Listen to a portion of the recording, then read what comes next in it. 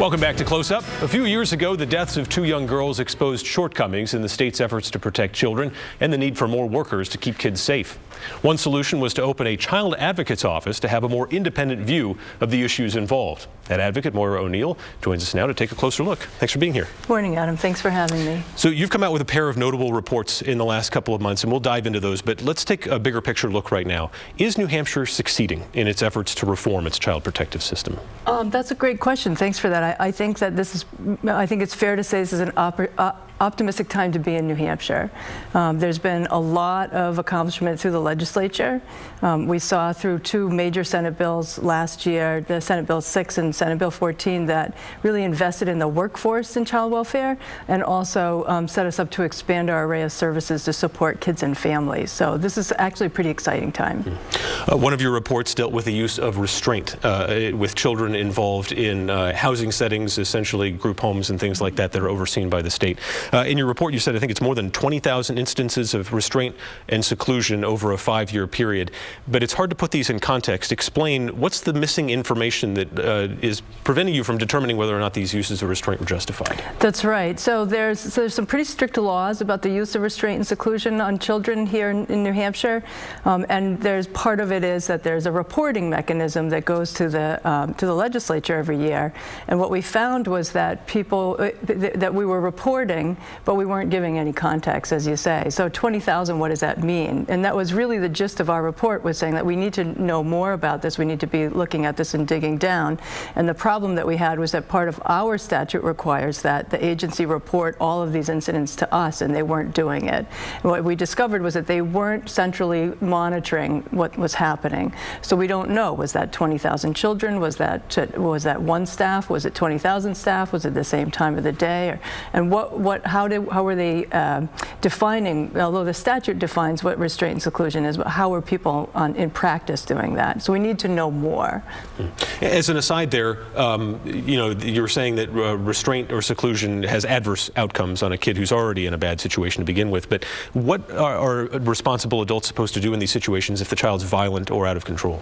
So the statute's very clear that you can restrain a child if it's an emergency, and that's the other question. In those 20,000 incidences, were they emergencies? And we do see a lot in the reports that we do get that largely what we're seeing is that kids aren't getting the treatment they need so that they're not in a position to have to be restrained. And there's no benefit to being restrained, not for the child, not for the staff. There's a lot of negative outcomes because of those. So it really is sort of prompting the system to think, certainly we have to look at this because this tells us where the weaknesses are, but it also tells us, like, well, let's get moving on figuring out what children need so that they can, you know, get through the day a little bit better and have success. In your discussions of your annual report, you've talked about how long it's taking certain DCYF offices to be able to staff up. Is that part of the serious problem here, is the inability of the state to quickly hire people in order to move them to the front lines of the crisis? Yeah, there? Thanks. That's a question that's been on everyone's mind lately. And we were quite critical of the system until we actually had the same problem in my office trying to hire people. We have 2 positions we've been trying to fill since June. So in general, I think that problem is a human resources problem for the state. It's not a child welfare, child protection. This is not DCYF's fault, but the state doesn't have a really good streamlined system to be able to hire. DCYF has made some substantial changes in how they hire, but there still are a lot of sort of slow-moving bureaucracy influences.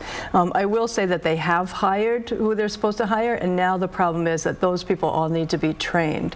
So the people in the field right now are still not feeling the relief that they can, but it is on the way. Is the pay for CPSWs here in New Hampshire competitive with other states? Not really. I mean, we have fairly good benefits in this state, but the wages are lower than every state around us. And what complicates that is that every state around us also is having an uptick in hiring. So we have to be competitive, and right now we're not. What are reasonable expectations right now for the state? And you look at the opioid crisis, creating in so many instances family collapse and dysfunction here. There's only so much the state can do, but we know it has to do better. But what are reasonable expectations right now for New Hampshire in terms of what's going on? Well, I think we're actually on the way. So Senate Bill 14 is expanding the array of services. So we're expected that in the next couple months we're going to see a request for proposals going out to start contracting with services so that we can start building what's available in the community for children. One of the greatest expenses in child welfare is taking care of them in custody. So if we can build out more resources in the community and parents can get the help that they need to understand and care for their kids, we're not going to see that shift anymore, and there'll be considerable savings. So I think that making sure that that stuff gets implemented, we need a lot of training in general across the board in all fields that are working with kids on just what we now know about child development, how children are impacted by the things that happen to them, and what helps them to be more resilient. So I think that we are really on a path. And you've been on the job for 2 years now, so you're familiar with the political terrain here in New Hampshire. Bringing your expertise to the state from another one, is there anything unique to New Hampshire that you see structurally that we have problems here that's different from elsewhere? I can't say that there are structural problems that are different, that are causing obstacles. We do have a group right now. There's a bill before the legislature that adjusts the definition of abuse and neglect, and that's going to be really helpful. And I have to say that Director Joe Ribson has brought together a wide team of people who are interested in that to craft some really good amendment to this legislation. So it's, that's the infrastructure that we need. Building the workforce. There is a difference in this state and between other states in terms of revenue and having available resources to build out the services that we have.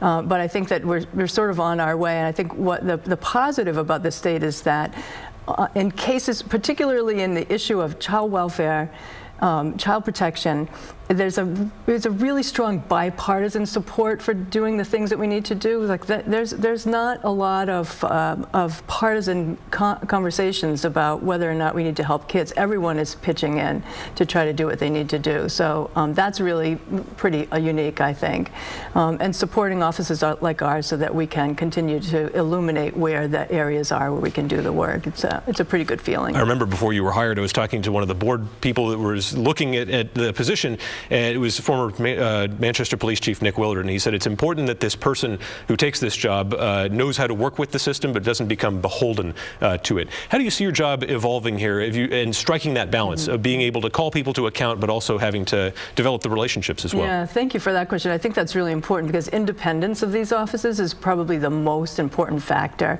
We have been accused by many people of being part of the system. There are people that won't approach us because they think we're just another part of the problem. And we also get now a lot of feedback and concerns from people in the system. So it's important that everyone knows that we are independent and we can listen with that kind of an ear.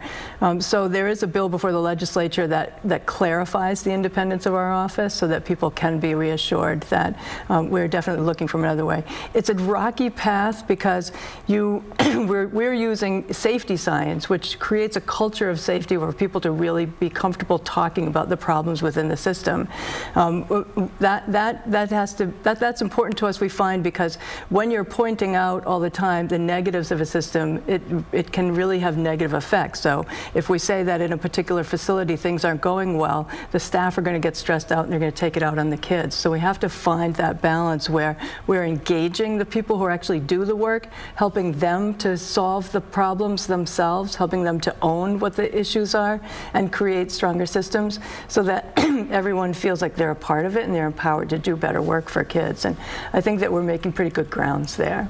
All right, Child Advocate Maura O'Neill, thanks so much for joining us on Close Up. Thank you so much for having me. We appreciate your time.